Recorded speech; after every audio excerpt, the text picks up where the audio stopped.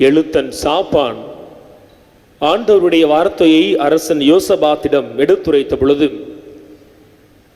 அந்த வார்த்தை அரசருக்குள் தூண்டுதலை கொடுத்து மனமாற்றத்தினுடைய வெளி அடையாளமாக அரசன் தன்னுடைய உடைகளை எல்லாம் கிழித்துக் கொள்வதை நாம் முதல் வாசகத்திலே வாசிக்க கேட்டோம். இறை வார்த்தையை கேட்ட மாத்திரத்திலேயே அந்த வார்த்தை அவருக்குள் செயல்பட ஆரம்பிக்கிறது. இறை வார்த்தையினுடைய வல்லமை அப்படியானது. லூக்கா நற்செய்தி 7ஆம் அதிகாரத்திலே நூற்றுவ தலைவர் இயேசுவிடத்திலே ஓடி வந்து இப்படியாக மன்றாடுவார், என் மகனை, என் பணியாளரை குணப்படுத்தும் என சொல்லி. 7வது இறைவசனத்தில் அவர் சொல்லுவார், நீர் ஒரு வார்த்தை மட்டும் சொன்னால் போதும், என்னுடைய பணியாளன் நலமடைவான் என சொல்லி. அப்படியாகவே இயேசு ஒரு வார்த்தை சொன்னார், அந்த நேரத்தில் அந்த பணியாளன் நலமடைகிறார். நற்செய்தி முழுமைக்கும் நாம் வாசிக்கிறோமே, இயேசு ஒரு வார்த்தை சொல்ல பார்வையற்றவர்கள் பார்வை பெறுகிறார்கள்.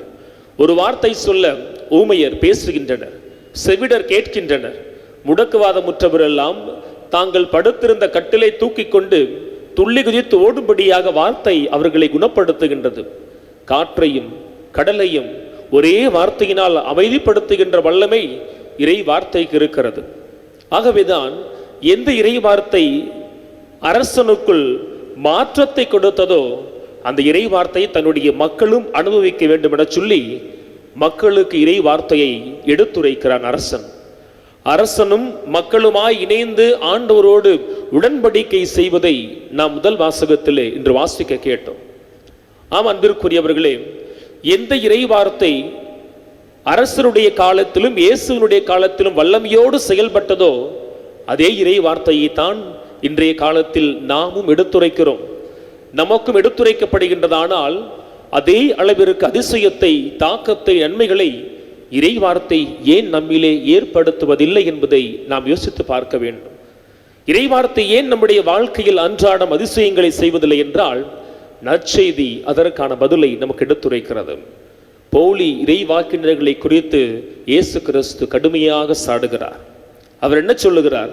இவர்கள் எல்லாம் இறை வார்த்தையை எடுத்துரைக்கின்ற இறை வார்த்தை பணியாளர்கள் போல ஆட்டுத்தோலை போர்த்தி கொண்டு வருவார்கள், ஆனால் உள்ளேயோ அவர்கள் இறை வார்த்தையை வியாபாரம் செய்கிற, கொள்ளையிட்டு தின்கிற ஓநாய்கள் என சொல்லி கடுமையான வார்த்தைகளால் இயேசு சாடுகிறார். ஆம் அன்பிற்குரியவர்களே, கொரிந்தியர் திருமுகம் 2வது திருமுகத்திலே 11வது அதிகாரத்தில் இப்படியாக பவுல் எழுதுகிறார், நான் ஊதியம் எதுவும் எதிர்பார்க்காமல் உங்களுக்கு நற்செய்தி அறிவித்தேன், நீங்கள் எல்லாம் உயர்வு பெற வேண்டும் என சொல்லி நான் தாழ்வுட்டேன் என சொல்லி எந்த விதமான எதிர்பார்ப்பும் இல்லாமல் இறை வார்த்தை அறிவிக்கிறார். அவர் தொடர்ந்து சொல்லுகிறார், எனக்காகவும் என்னோடு இருந்தவர்களுக்காகவும் என்னுடைய கைகள் உழைத்தன, நான் போதனை என்கிற போர்வையில் உங்களிடத்தில் ஒரு நாளும் பொருள் பறிக்க ஆசைப்படவில்லை என சொல்லி பவுல் சொன்னார்.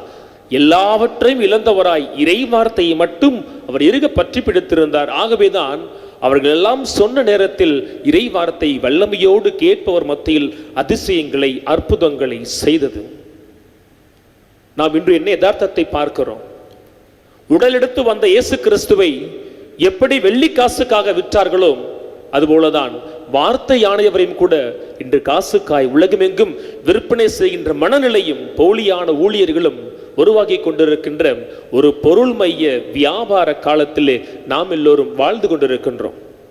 தங்களில் அவர்கள் நல்ல மரமாய் இல்லாததால் தான் முன் எப்போதும் இல்லாத அளவுக்கு உலகமெங்கும் இன்று இறை வார்த்தை அறிவிக்கப்பட்டாலும் இறை வார்த்தைக்காக பணியாளர்கள் துறவியரை கடந்து பொதுநிலை மக்களும் பணி செய்தாலும் கூட இறை வார்த்தை அவ்வளவாய் அதிசயங்களை செய்வதில்லை என சொன்னால் அவர்களுடைய நோக்கம் எப்படி இருக்கிறது? இறை வார்த்தையை அவர்கள் முழுமையான உயர்ந்த நோக்கோடு அணுகவில்லை. நல்ல மரமாய் அவர்கள் இல்லை. ஆகவேதான் நல்ல கனியை அவர்களால் கொடுக்க முடியவில்லை. ஆனால் அன்பிற்குரியவர்களே, இன்றைய நாளில் நாம் நாடி வந்திருக்கிற அன்னை மரியை பார்ப்போம். அவர் வாழ்க்கையிலே நல்ல மரமாய் இருந்தார். ஆகவேதான் நல்ல கனி கொடுக்க முடிந்தது. வார்த்தையானவர் உடல் எடுத்த பொழுது அவருக்காய் தன்னை முழுமையாய் இழக்க அவர் தயாரானார். வானக தந்தை அவருடைய உருவிலும் சாயலிலும் நம்மை படைத்த பொழுது தன்னுடைய கருவிலே தன் உருவை, சாயலை அந்த வார்த்தைக்கு கொடுத்து உடல் கொடுக்கிறார் அன்னை மரியாள். தொடக்கங்கள் சொல்லுகிறபடியாக ஒரு கனி உலகத்திற்கு பாவத்தை கொண்டு வந்தது. ஆனால் தன் வாழ்க்கை இழந்தவராய் தான் ஈன்ற கனியின் வழியாக உலகத்திற்கு மீட்பை கொண்டு வருகிறார் நம்முடைய அன்னை மரியாள். ஆக அன்பிற்குரியவர்களே, இறை வார்த்தையை ஒரு பொருள் மைய நோக்கிலோ வியாபார நோக்கிலோ நாம் அறிக்கையிடவும் கூடாது, அணுகி வரவும் கூடாது. நொறுங்கிய உள்ளத்தோடு யாரெல்லாம் வார்த்தையான ஆண்டவரை அணுகி வருகின்றார்களோ அவர்களுக்கு நிச்சயம் எப்படி அரசன் யோசபாத்தினுடைய வாழ்க்கையிலும் அவருடைய மக்கள் வாழ்க்கையிலும் உடனடியாக அதிசயம் நடந்ததோ அப்படியாக அதிசயம் நடக்கும். வார்த்தையானவரை முழு தகுதியோடு அணுகி வருவோம். அவர் நமக்கு வாழ்வாவார். ஆமீன்.